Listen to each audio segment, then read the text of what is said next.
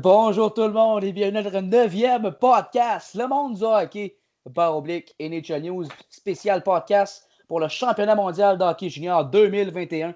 On va y aller de nos prédictions, on va se mouiller avec Charles Boisvert et Will Suarez-Laplante. Salut les boys, comment ça va? Allô James, en forme, oui.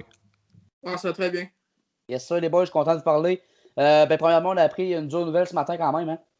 Capitaine Kirby Dach pour Canada va manquer l'entièreté du tournoi en raison d'une blessure subie hier dans le seul et unique match en fait préparatoire d'équipe Canada face à la Russie.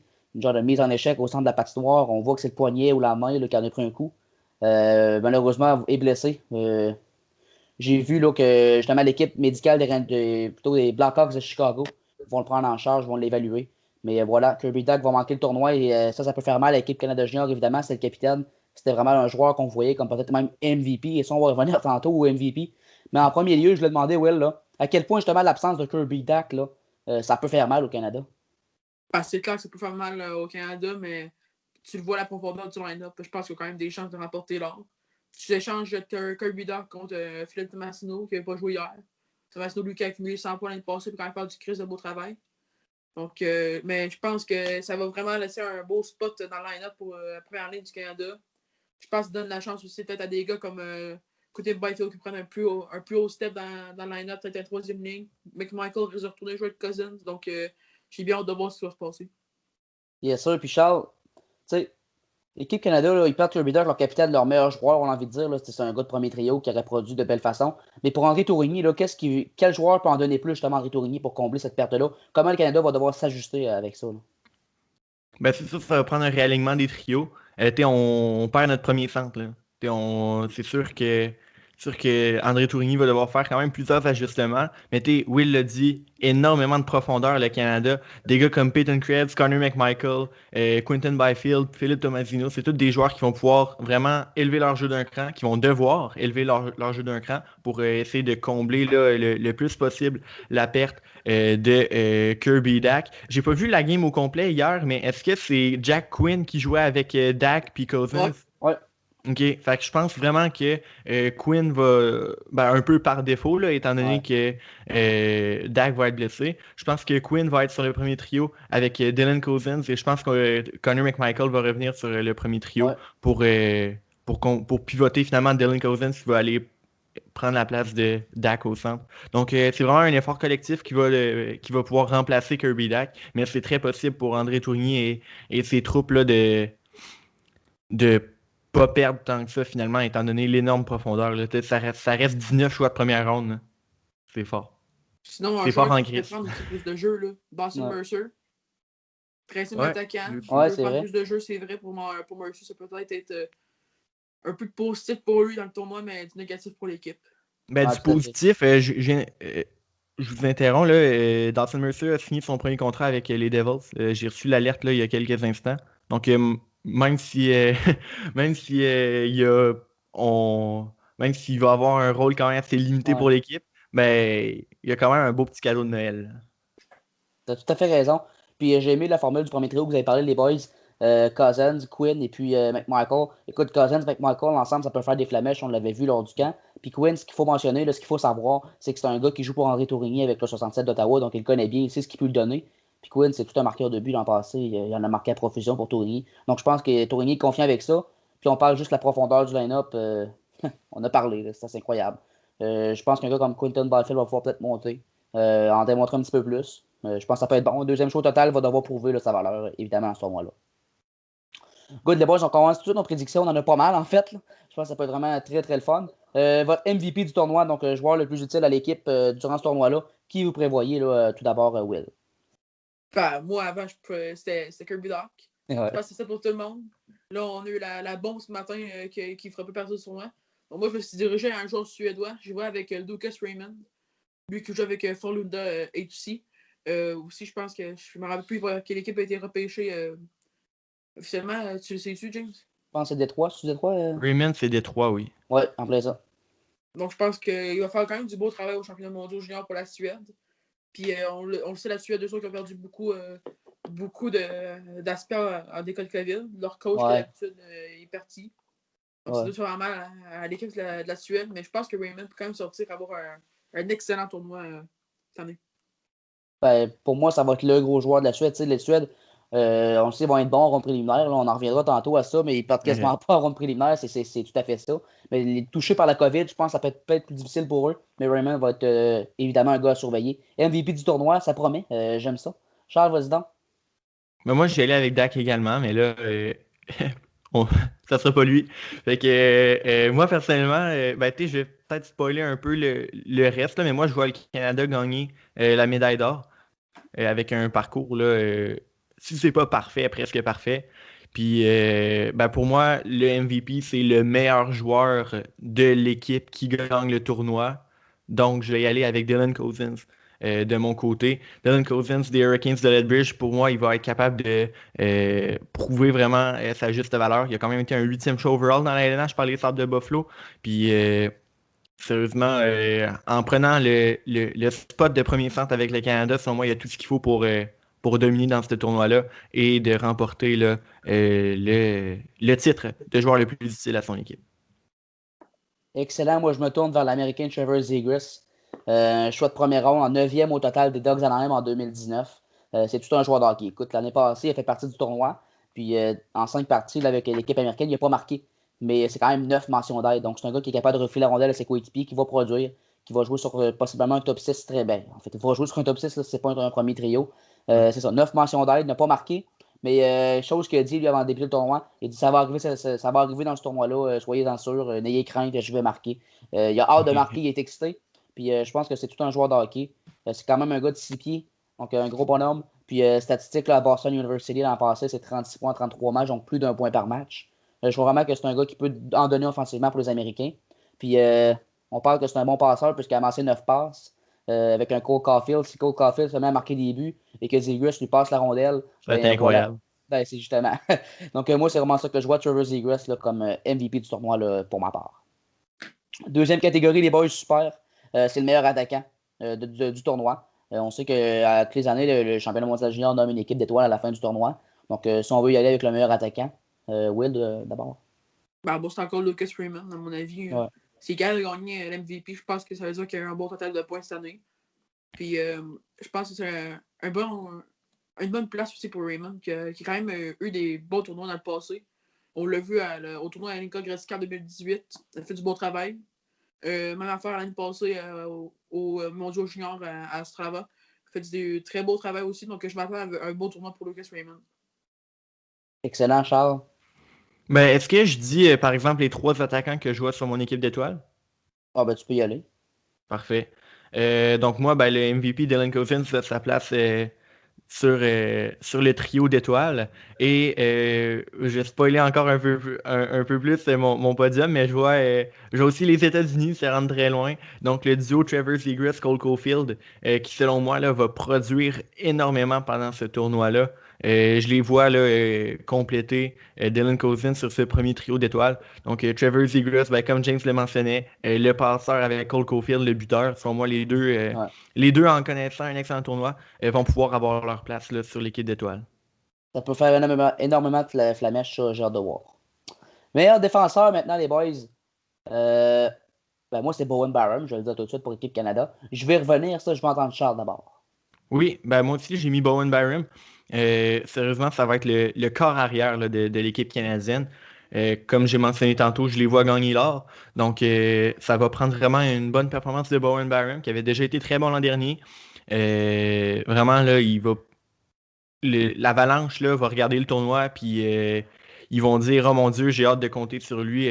Si c'est pas le 13 janvier, ça va être plus tard. Parce que ce gars-là, il a une capacité là, à transporter la rondelle incroyable. Il est capable de faire des jeux là, superbes, autant en zone défensive qu'en zone offensive. Donc pour moi, ça va être Bowen Byram, le meilleur défenseur du tournoi. Et ben, pour compléter le duo d'étoiles qui va être sur l'équipe d'étoiles, j'ai sélectionné Jake Sanderson de l'équipe américaine. Comme j'ai mentionné, je vois les États-Unis quand même se rendre très loin dans le tournoi. Jake Sanderson, on l'a vu sur le. Je sais pas, vous avez vu le but de Cole Caulfield contre la Finlande là, où il tire du revers là? Oh oui. Puis est-ce que vous avez vu le superbe jeu de Jake Sanderson juste avant? Oui, tout à fait. Il est à la ligne bleue, il résiste là, à merveille à une pression d'un attaquant finlandais. Il fait juste envoyer la rondelle sur la bande, Ouais. ça fait le tour du but. Caulfield va la chercher, il score un but du revers. Pour moi, quand tu es un défenseur que tu réussis à faire ce genre de jeu-là, quand tu as une vision comme ça, pour moi, c'est incroyable. Je voyais Jake Sanderson euh, très haut au dernier repêchage. Finalement, il est sorti encore plus haut que je l'espérais, Ouais. que je le pensais. Puis pour moi, Jake Sanderson, tu sais, j'ai trouvé ça bizarre avec Jake Sanderson parce que au dernier repêchage, dans le fond, quand les ligues sont arrêtées, c'est là qu'il a commencé à monter sur les listes de tout le monde. Fait que selon moi, le championnat mondial junior, ça va être l'occasion pour lui de montrer que le potentiel qui est vu par plusieurs analystes hockey sur lui est vraiment justifié et qu'il va pouvoir éclore. Tout à fait, il est tellement bon dans les détails, Sanderson. Mais tu sais, moi, je veux revenir à Bowen Byram. Oui. L'Avalanche du Colorado, justement, vont avoir les yeux rivés sur lui. Puis ce qu'il faut dire, c'est qu'il joue quand même avec un autre excellent défenseur sur la première paire du Canada, Jamie Drysdale. Ensemble, ça peut être excellent. Byram, il patine tellement bien, flair offensif, joue la rondelle comme il faut, la tête haute. C'est un gars en haut de 6 pieds, quatrième au total lors de son repêchage à lui. Il a même l'expérience de l'an passé, ça promet, il a tout pour réussir, honnêtement. Là. C'est un défenseur, puis dans la Ligue de l'Ouest, avec les Giants de Vancouver, c'est plus d'un point par match. C'est tout simplement sensationnel. Will, ton défenseur, toi? Oui. Ben, moi, c'est encore Bowen Byram. OK. Donc, ouais, Bowen Byram, je pense que c'est vraiment le choix pour tout le monde parce que on l'a vu, c'est un bon défenseur mobile. Il sait ce qu'il fait sur la glace. Puis c'est vraiment le corps arrière du Canada, comme Charles a dit. Donc, Bowen Byram, à mon avis, c'est le meilleur défenseur. Mais si je vois de son deuxième joueur, je reviens avec Villiers Heinola. Ouais. Donc, moi, je pense qu'il peut quand même faire du beau travail. Il a sa troisième participation au championnat mondial junior, lui. Donc, j'ai bien hâte de voir ce qu'il va pouvoir produire cette année. Je m'attends à ce qu'il soit meilleur des dernières années, vu que là, cette année, c'est vraiment la grosse année pour prouver que c'est un gros joueur pour les Finlandais. Tout à fait, bon point. Puis il y a l'expérience NHL aussi, hein, Villénola. Oui. Ça peut peut-être l'aider, ça, pour justement aider la Finlande. Parfait, les boys. Meilleur gardien de but, meilleur goaler. Bon, il y a surtout deux candidats logiques. Là. Il y a Yaroslav Askarov pour les Russes, il y a Spencer Knight pour les États-Unis. Hâte de voir de quel côté vous allez vous pencher. Charles, d'abord. Moi, j'y vais avec Askarov. Pour moi, il l'a prouvé hier contre le Canada. Là, il est capable de sortir des très bons matchs quand ça compte. Oui, l'an passé, il n'a peut-être pas été le meilleur tout le temps. Là, mais selon moi, le fait qu'il ait été sélectionné tôt au repêchage 2020 de la LNH, c'est tout à fait justifié. Ce gars-là, c'est un prospect incroyable dans les buts. Là. Puis c'est un peu.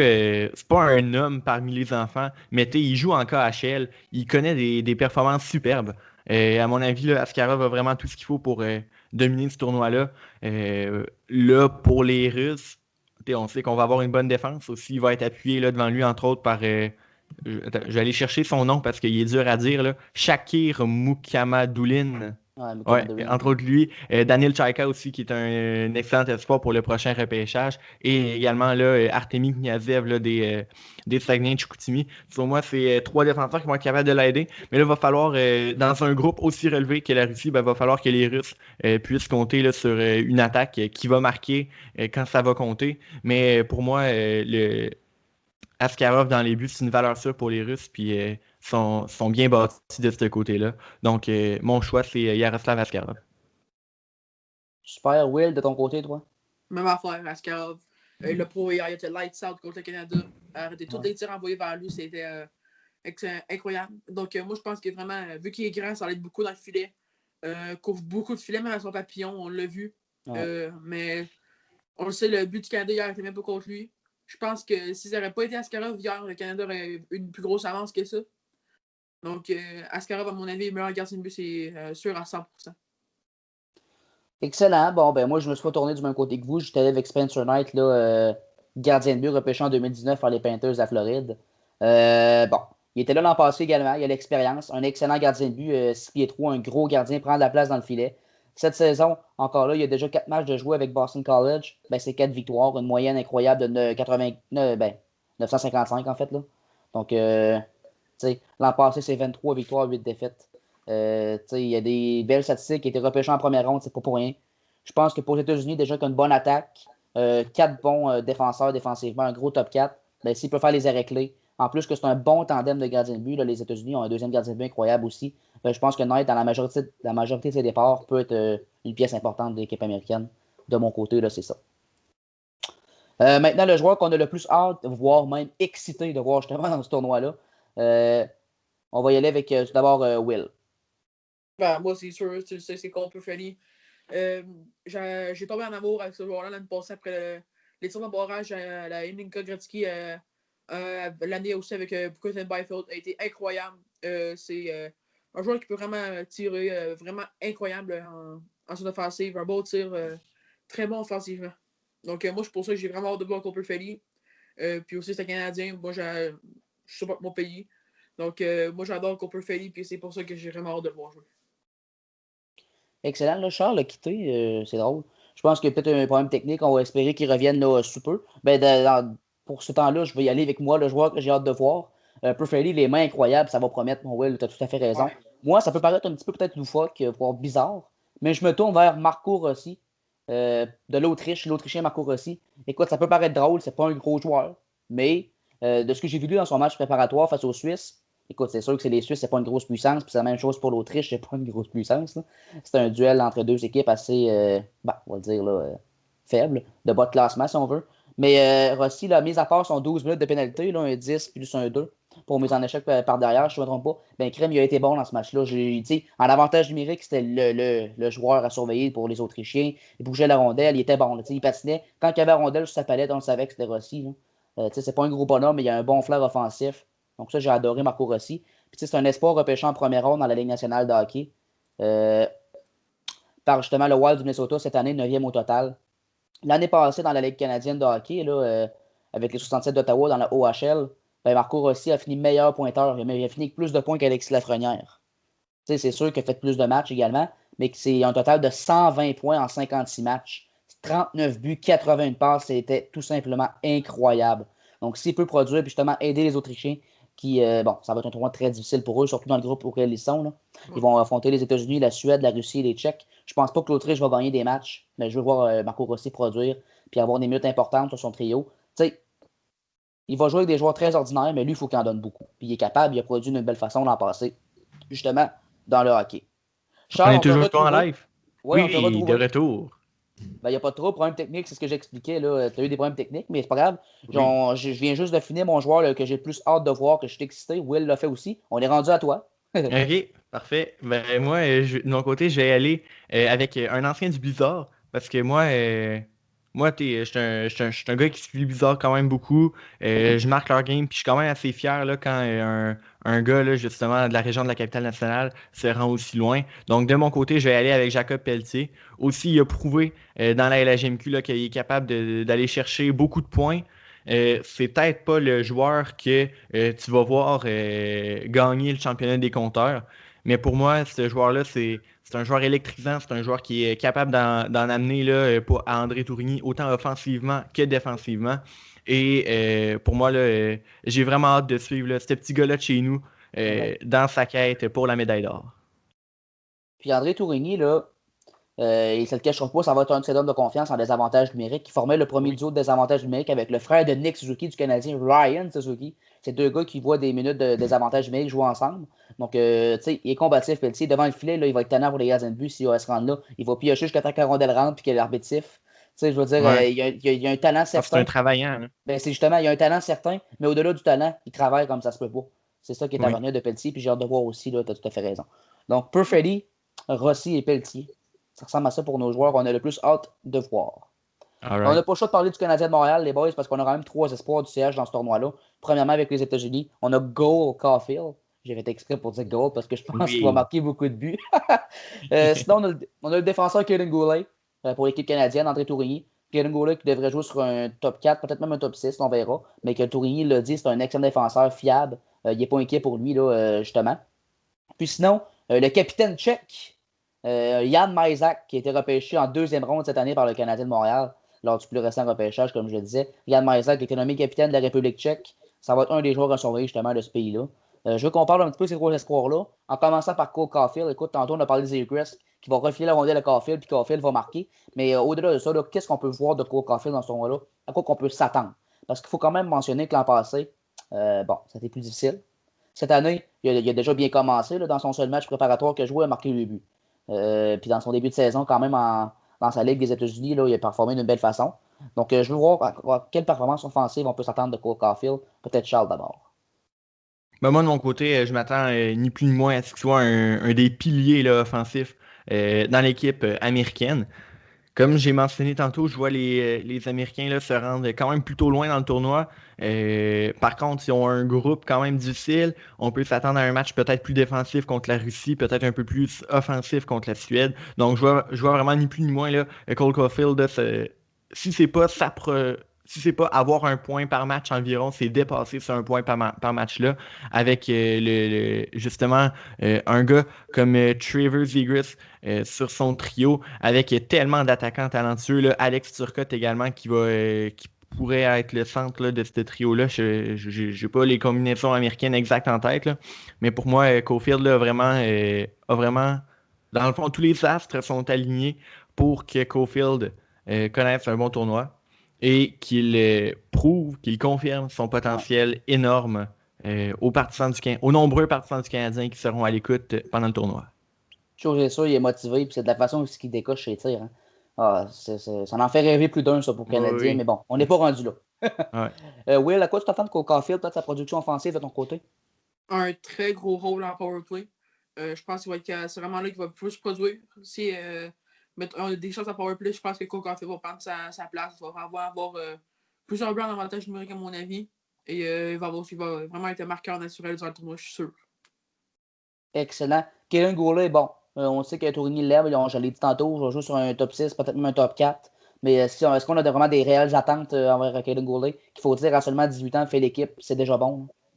Charles, Oui, peut-être. c'est déjà bon, là, 18 ans, faire l'équipe. Il va jouer sur un top 6, selon moi. Oh, problème technique, Charles a des problèmes. Charles disait qu'il va probablement jouer sur un top 6. Puis je le disais tantôt, peut-être même un top 4. Donc on verra pour Kellen Goulet. Will, as-tu quelque chose à dire sur le sport du Canadien à la défensive? Présentement, pas grand-chose pour vrai, mais je pense que Goulet va être là défensivement pour le Canada. Il devrait aussi, il va pouvoir vraiment bien produire offensivement. Je m'attends à une coupe de points pour Goulet, mais vraiment un gros aspect défensivement pour le Canada. Ouais, surtout défensivement, sur probablement des grosses en désavantages Pourrais-tu numériques. finir ce que je disais? Ben vas-y, moi, c'est parce que Oui. quand il y avait un blanc, là, je suis voulu rebondir, mais vas-y. Ouais. C'est bon. Ben moi, de mon côté, je m'attends pas à une grosse performance offensive là, de Kylian Goulet pendant ce tournoi-là. Je m'attends plus à ce qu'il soit fiable défensivement. En plus, s'il est jumelé encore avec Justin Barron, c'est peut-être Justin Barron de son côté qui va prendre plus un peu le lead là, offensivement. Donc Goulet, là, je m'attends à un jeu défensif efficace, plusieurs grosses mises en échec, Ouais. surtout là, quand on va arriver là, dans la ronde éliminatoire. Puis ça, un genre de sixième défenseur pour ensuite sûrement le revenir l'an prochain comme étant un défenseur top 4, peut-être même top 2, là, tout dépendamment de qui arrive l'an prochain. Donc, Kaden Goulet pour cette année, un rôle limité, mais quand même là, essentiel pour le Canada. Tout à fait. Peut-être même un gars qui peut bloquer beaucoup de lancers, aider son gardien de but. Puis justement, clairer le devant du filet, hein, quand il y a beaucoup de trafic devant soit Devon Levi ou le gardien qui va défendre la cage du Canada, ben, débarrasser les attaquants adverses de là, pour que notre gardien fasse le travail du mieux qu'il peut. Yann Maisak, écoute, pour les Tchèques, c'est pas nécessairement une grosse formation. Surtout, pardon, qui vont jouer comme dans le pool B. Donc, avec les forces de frappe. Les Tchèques, encore là, on n'a pas de grosses attentes. Mais pour Yann Maisak, y a-t-il une certaine production offensive qu'on s'attend de lui, qu'on sait qu'il doit donner? Peut-être Charles, encore une fois. Je pense qu'il est encore buggé, là. Ouais. Côté, là, vous Oh, m'entendez-tu? Ouais, vas-y. OK, parfait. Donc, Anne Mysack a été considérant là, l'énorme groupe B. Pour moi, les attentes sont quand même plutôt limitées. Ce qu'on va essayer de s'attendre de lui, c'est qu'il joue bien dans son rôle de leader, étant le capitaine de la formation tchèque. Et aussi, là, été de je sais pas, il y a pas trop d'attentes là, qu'on peut se Ouais. mettre envers lui. Là. Il va être, oui, le leader de la formation tchèque. Fait que dans le fond, qu'il soit juste bon dans son rôle de leader, pour moi, ça va être tout à fait suffisant. Puis peut-être le ramasser peut-être un ou deux buts là, pendant le tournoi. Là. Pourquoi pas? Ouais, parce que c'est un joueur qui a déjà démontré des belles qualités offensives. Donc, Oui. il y a aussi beaucoup de partisans du Canadien qui vont le regarder. J'ai hâte de voir sa performance. Will, c'est une prédiction à me donner là, pour Yann Maisak, à quoi ça peut ressembler offensivement pour lui? moi, je m'attends à un bon tournoi offensivement pour lui. Une coupe de buts, une coupe d'assists. Donc, je pense qu'il va vraiment pouvoir bien produire pour les Tchèques. Même si, à mon avis, les Tchèques sont vraiment sur un down low depuis quelques années au Mondiaux Junior. Ça va vraiment de moins en moins bien, je trouve, pour eux. Mais je pense que Meisac va vraiment avoir un bon tournoi pour eux. Parfait, les boys. Je veux savoir votre joueur surprise. Un joueur qui, bon, pour le moment, on ne s'attend pas nécessairement à ce qu'il soit un meilleur attaquant, un meilleur défenseur, un MVP, mais un joueur qui peut performer d'une belle façon, mis à part ça, là, qui peut passer peut-être dans l'ombre, une 4e étoile, je ne sais pas. Mais un joueur qui pourrait peut-être vous surprendre dans ce tournoi-là, ce serait qui? Will en commençant. Aussi, Anton Lundell de la Finlande. Donc, moi, je pense qu'il va connaître un excellent tournoi. Donc, Lundell, vu que a été vraiment un bon joueur, je trouve, dans le premier match préparatoire contre les États-Unis. Mais je m'attends à voir mieux que de ce qu'il a prouvé dans le match préparatoire. Mais aussi, c'est un match préparatoire. Pour plusieurs de ces gars-là, c'est la première fois qu'ils jouent pour un bout. Mais pour Lundell, c'était pas ça. Donc, j'aurais voulu voir de plus en plus de beau travail pour Lundell sur le tournoi. Excellent, Charles. Moi, je vais aller avec Devon Levi, un autre Québécois. Dans le fond, Devon Levi, c'est un peu un joueur qui est un gardien qui est un peu sorti de nulle part parce qu'il a quand même été un choix de 7e ronde au dernier repêchage. Il a passé proche de ne pas être repêché. Il joue dans la NCAA. Il est moins connu au Canada. Et là, il arrive au camp d'équipe Canada. Puis il connaît vraiment un camp incroyable. Hier, il blanchit la Russie. Donc pour moi, je m'attends à ce que Devon Levi poursuive sur sa lancée et soit dans le fond. Il fera peut-être pas des blanchissages à chaque match là, où il va peut-être, étant donné que le Canada a une excellente défensive, il va pas recevoir 30-40 shots par match. Fait que pour moi, c'est le genre de. C'est un gardien qui va faire, à moins qu'André Tourigny en décide autrement, je pense qu'il va pas perdre son poste de numéro 1 pendant le tournoi comme ça en est quand même assez souvent la coutume chez les gardiens canadiens au Mondiaux Junior dans les dernières années. Mais pour moi, Devon Levi, c'est un gardien qui va être fiable, qui va beaucoup aider le Canada dans leur conquête de la médaille d'or en bloquant là, des 20-25 shots par match, peut-être avoisinant 30 là, dans les matchs où ça va moins bien. C'est le genre de joueur qui, justement, dans ce genre de tournoi-là, pourrait vraiment ouvrir les yeux de beaucoup de monde sur son vrai talent. Je l'ai dit, il a été un choix de 7e ronde. Fait que c'est pas le joueur qu'on s'attend le plus de lui. Ouais. Mais pour moi, il va vraiment surpasser les attentes qui sont placées en lui dans le tournoi. Devon Levi, c'est déjà une surprise, à mon avis. Donc, il faut juste qu'il continue sur sa lancée, comme tu l'as mentionné. Ouais, en effet. De mon côté, bon, écoute, un joueur que, bon, surprise, là, écoute, qui peut produire plus que peut-être qu'on le pense, qu'on le connaît peut-être un petit peu moins, c'est Rodion Amirov, un Russe. Choix de première ronde, 15e au total des Maple Leafs de Toronto, au dernier repêchage de la Ligue nationale de hockey. Un gars qui joue quand même en KHL depuis l'an passé. Donc, il joue quand même avec des hommes, une ligue professionnelle. Il a l'expérience de ça à 19 ans.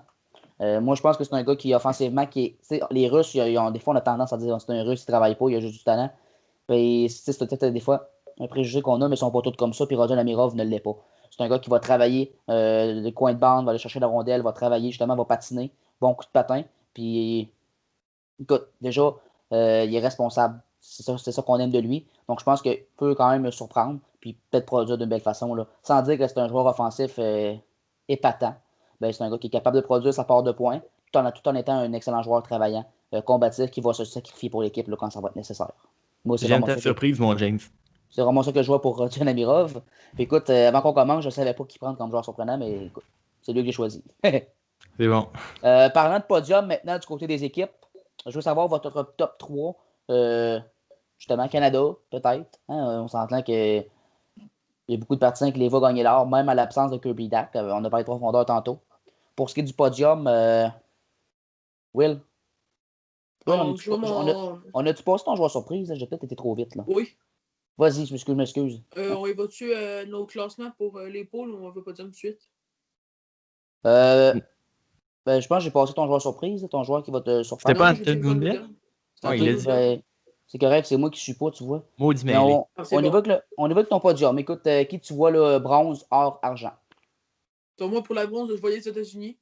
Je vois la Suède finir à la 4e place aussi. Donc, une bonne finale de bronze entre les États-Unis et la Suède. Mais les États-Unis vont sortir vainqueurs. Dans l'argent, je vais avec la Russie. Donc, on l'a vu hier, un excellent match quand même. Ça a été un très beau match à regarder. Du côté, les deux gardiens de but ont été incroyables. Donc, Russie en argent. Et j'y vais encore avec le Canada. Donc, un rematch de la médaille d'or l'année passée. Même affaire, Canada-Russie. Donc, je pense que l'équipe canadienne va pouvoir quand même remporter l'or pour la deuxième année d'affilée depuis la première fois depuis 2009, je ne me trompe pas. Donc, j'ai assez hâte de voir cette finale-là. À mon avis, ça arrive. Ça va être très excitant à regarder. Charles, tes prédictions pour ton podium. Oui, ça marche. Oui, vas-y. Parfait. Je pense que ça a bugué. Mais je suis de retour. Bon, parfait. Moi, je vois le Canada remporter la médaille d'or, comme je l'ai mentionné tantôt. Selon moi, même sans que Hudak, 19 choix de première ronde, tellement d'excellents prospects dans la NHL. Pour moi, c'est un no-brainer. Le Canada là, a tout ce qu'il faut pour remporter la médaille d'or. S'il ne remporte pas l'or, ben, ça va être un peu une déception parce que c'est ce qu'on vise à chaque année pour Équipe Canada. Au niveau de la médaille d'argent, ben, comme je l'ai dit tantôt, je vois les États-Unis se rendre très loin. Je vois Cole Caulfield et sa bande là, remporter la médaille d'argent. Pour moi, ils ont une excellente équipe avec surtout, facteur à ne pas négliger, là, plusieurs joueurs qui arrivent de la NCAA, donc plusieurs joueurs qui ont déjà commencé leur saison et qui sont quand même assez en forme. Là, donc, ils vont pouvoir pas trop être rouillé et se rendre assez loin dans le tournoi. Et au niveau de la médaille de bronze, moi de mon côté, je vois pas les Russes sur le podium, je vois plutôt la Suède compléter la dernière marche du podium, même si les cas de COVID ont vraiment décimé l'équipe. Lucas Freeman, Alexander Holtz, pour moi, là, c'est deux attaquants qui vont être vraiment le fun à regarder. Aussi au niveau de la défensive, là, Victor Soderstrom, Philippe Broberg et Tobias Brunfort, pour moi, c'est un des meilleurs top 3 du tournoi. Donc, la Suède a ce qu'il faut pour remporter la médaille de bronze de mon côté. Mon podium, je débute avec le Canada, évidemment, qui va remporter l'or. Ça, c'est pour moi, c'est également un no-brainer, comme Charles l'a si bien dit. J'en reviendrai pas sur les détails, là, je pense qu'on a amplement parlé. Les États-Unis vont perdre en finale contre le Canada, mais ça va être un bon match serré, j'ai l'impression. Les États-Unis vont être là. Cole Caulfield va avoir un bon tournoi, comme je disais. Je pense que ça va être serré. Mais les États-Unis vont avoir la médaille d'argent, selon moi. La Russie va compléter le podium, vont l'emporter en médaille de bronze dans la finale de la médaille de bronze, mais non pas contre la Suède. Je vais y revenir tantôt. Moi, c'est les Finlandais que je vois en quatrième position, s'incliner en médaille de bronze. OK. C'est intéressant, mais je vais revenir tantôt à la Suède, justement. Juste avant ça, je veux qu'on y aille sur nos prédictions des poules. Qu'est-ce qu'on peut voir dans chacun des poules. En débutant par le pool A, celui du Canada, de la Finlande, des Suisses, de l'Allemagne et de la Slovaquie. Votre position de 1 à 5. Je commence encore avec toi, Charles. Good. Ben, moi, première position, surprise, Canada. Deuxième position, j'y vais avec la Finlande.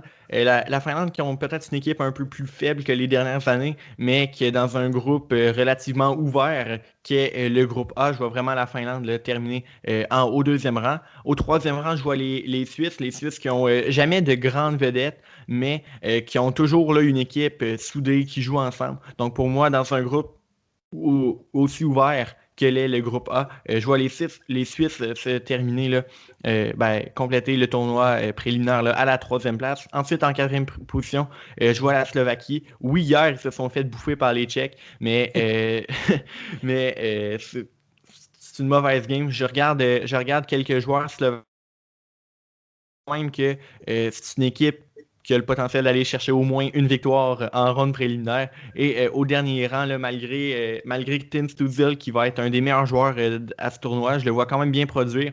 Mais en équipe, on va loin, tout seul, on va pas loin. C'est moi qui viens d'inventer ça.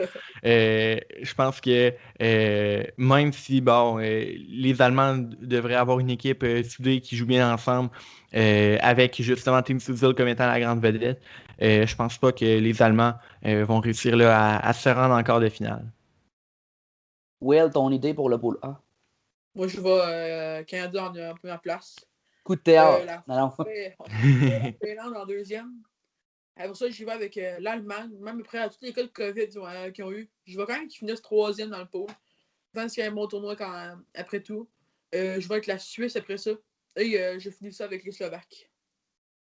Excellent, je vais y aller pour moi. Le Canada en premier. Par la suite, la Finlande. Écoute, j'ai pas le choix de les mettre là. Si je dis qu'ils vont s'incliner en médaille de bronze, je pense qu'ils vont avoir un bon tournoi. Les Suisses, Charles l'a si bien mentionné, c'est une équipe qui joue bien en unité de 5. Sont capables de, sans avoir un alignement très très profond, très, très talentueuse, avoir des grosses formations nécessairement. C'est une équipe qui est capable de compétitionner dans des matchs, capable de sacrifier, patiner. Écoute, c'est une équipe qui va donner à 100% pour moi, ça, il n'y a aucun doute. Par la suite, je vois l'Allemagne. Les raisons, c'est que Steven Stützle. Hâte de voir comment l'Allemagne va savoir jouer en équipe. Et puis les Slovaques vont compléter là, le pool A. Écoute, j'ai vraiment, mais vraiment pas aimé la performance des Slovaques hier contre les Tchèques. On s'est écroulé, littéralement. Même affaire le gardien de but, là, les gardiens de but qui ont été d'office dans ce match-là, ça a été très difficile. C'est une équipe qui va devoir rebondir parce que j'ai vraiment pas aimé leur performance. Mais est-ce qu'ils pourront me faire mentir? Peut-être bien. J'ai hâte de voir comment ils vont savoir, là, justement, élever leur jeu d'un cran. On passe au pool B, mesdames, messieurs, maintenant. États-Unis, Suède, Russie, République tchèque et Autriche chez les équipes en place. Will, pour débuter, tes prédictions, justement, pour ce pool-là. 1 à 5. Donc, pour le pool B, moi, j'ai la Russie. Je pense qu'Askarov va vraiment aider l'équipe dans le filet. Puis aussi, à voir comment les Russes ont joué offensivement hier. Je n'ai pas été capable de mettre la rondelle en arrière du filet, mais les Russes ont quand même fait la première, à mon avis. Sinon, je vais avec la grosse force aussi des États-Unis. L'équipe va pouvoir vraiment. Je pense qu'ils sont déjà soudés pas mal. Plusieurs gars ont déjà joué ensemble aussi à cause que c'est aussi le Development Project aussi là-bas aux États-Unis. Donc, je pense que ça va être beaucoup des joueurs qui se connaissent déjà la plupart. Je vais avec la Suède. Eux qui ont perdu quand même des gros aspects leur coach à cause de la COVID. Mais je vais quand même finir troisième. Sinon, je vais avec les Tchèques. Je finis avec l'Autriche. Excellent. Charles, de ton côté. Moi, j'allais avec USA premier. Ils ont tellement une grosse équipe, à mon avis. Là, Will vient de le mentionner, des joueurs qui ont beaucoup joué ensemble. T'ajoutes à ça là, un gars comme Arthur Kaliev, là, qui est excellent, qui joue dans la OHL. Vraiment, c'est une équipe assez complète qui n'a pas vraiment de grosses faiblesses. Maintenant, en deuxième place, je vois la Suède, malgré que plusieurs joueurs et même leur coach n'ont pas pu faire le chemin là, à Edmonton. Je vois quand même là, une grosse force de frappe, surtout une défensive vraiment étanche, vraiment bonne, qui peut là, donner droit à du jeu plutôt explosif.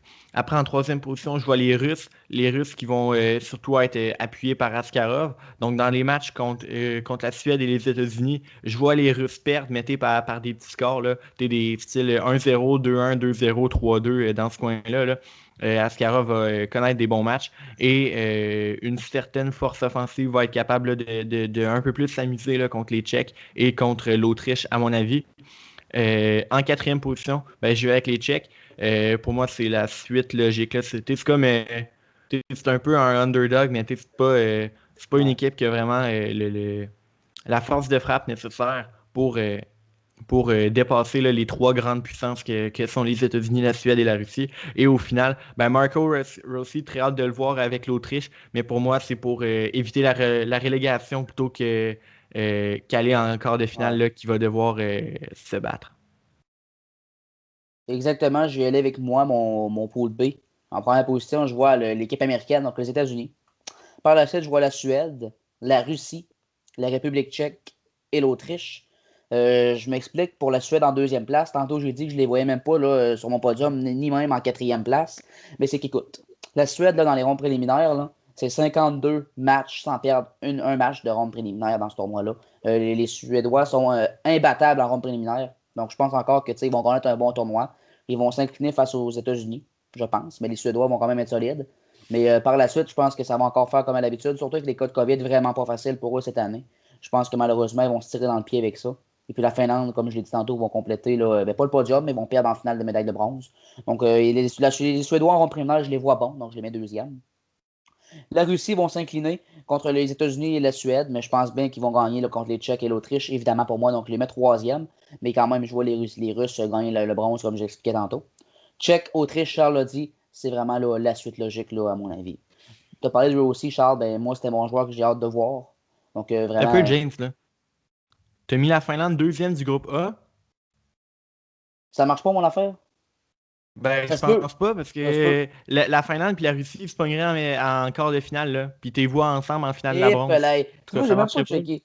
Écoute, ça apporte un bon point, mais écoute, on verra ce qui va se passer. Mais je suis pas convaincu que la Suède là, va passer. Écoute, ils ont été décimés par les cas de COVID. Ils n'ont même pas pu faire de match justement préparatoire. Ils ont été confinés jusqu'à aujourd'hui.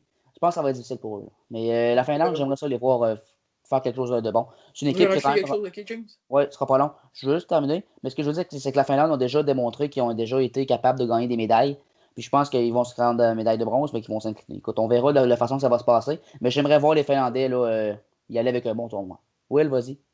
Donc, moi, présentement, de ce que j'entends, on a tous les trois en train de dire que les Suédois vont perdre un match préliminaire cette saison. Donc, leurs 52 matchs seraient terminés dans ce tournoi cette année. Donc, ce serait quand même. C'est triste pour les Suédois, mais je pense que c'est mal logique à avoir avec les grosses équipes cette année.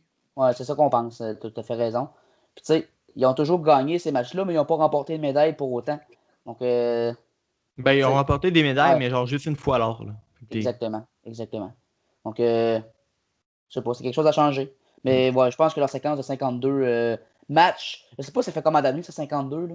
Mais en tout cas, je Ben, pense que. divisé par 4, ça fait genre 9. Non. Exactement. Non, pas du C'est tout. pas ça. 4 fois 9, ça fait 36. T'as raison. Moi, je dis n'importe Ça quoi. fait Je dis 13, exactement, mais je compte pas, je dis exactement. J'approuve, c'est pas fou, ça pas Hey, tout. je sors ma calculatrice, là, c'est... Et pelaille. Ah, c'est pas facile. Mais bon, les boys, non, on regarde ça l'horaire de demain. Je pense que ça ressemble à Slovaquie-Suisse, dès 14h. Allemagne-Finlande à 18h et la Russie et les États-Unis à 21h30. C'est la première journée Noël, demain le 25 décembre. On a quand même 3 matchs, dont le dernier à 21h30 là, dans la bulle d'Edmonton. Entre la Russie et justement les États-Unis, ça promet. On va avoir tout un match de hockey, je pense bien, dans ce match-là. C'est deux forces de frappe qui vont s'affronter dès le départ. Donc, ça part bien le tournoi, j'ai envie de dire. Je sais pas s'il y avait d'autres choses à rajouter, si on a fait tout le tour de ce qu'on avait à dire, les boys. Si vous voulez compléter. Là. Ben, juste mentionner que j'ai sorti la calculatrice et que ça fait bien 13 ans. Ouais. Plutôt que C'est quoi il faisait? 6, comme dit plus tôt. 9, voyons. Ouais. 13 ans. Fait que 13 ans sans perdre en ronde préliminaire pour la Suède. C'est quand même Et incroyable. ça va prendre fin cette année sûrement. Sérieux, c'est solide. Ben Là. oui, c'est fou. Mais, tu Ouais. sais, là, ce qui ne pas non plus, c'est que. C'est une médaille d'or. Ouais, exact. Mais tu sais, là aussi, ce qui ne pas, c'est que les États-Unis et la Russie à affronter. Mais bon, moi, je pense qu'ils vont en perdre dans le lot. Mais comme je disais, bon, mon principe logique n'avait pas de sens, là, comme tu me disais tantôt. Mais je veux voir la Finlande là, aller loin. On dirait que c'est mon équipe surprise, justement, là, pour ce tournoi-là. Will, en terminant, je ne sais pas si tu as quelque chose à rajouter. Non, moi, je suis correct, non, même. Charles, Will, merci beaucoup, les boys, d'avoir fait ça pour ce podcast. Oui. Ben, moi, de mon côté, ça me fait plaisir. Je souhaite à tous les auditeurs de Le Monde du Hockey / NHL News un excellent tournoi mondial junior et également un joyeux Noël. Tout à fait. Merci beaucoup, Charles. Merci beaucoup, Will. Puis en terminant, là, je tiens à vous dire que le tournoi commence demain le 25, je le répète. On va vous couvrir ça beaucoup avec toute notre équipe. Restez à l'affût sur la page Facebook, également sur Instagram, YouTube. On va avoir encore des émissions, des capsules. Tout est de rien. Écoute, le monde du hockey / NHL News. On est présent pour vous informer dans le monde du hockey dans ce tournoi-là. Ça promet, c'est le meilleur temps des fêtes pour le hockey. Et puis, juste en terminant, là, un très joyeux Noël. Et puis, passez du bon temps. On se reparle très bientôt. Bye bye tout le monde, à la prochaine.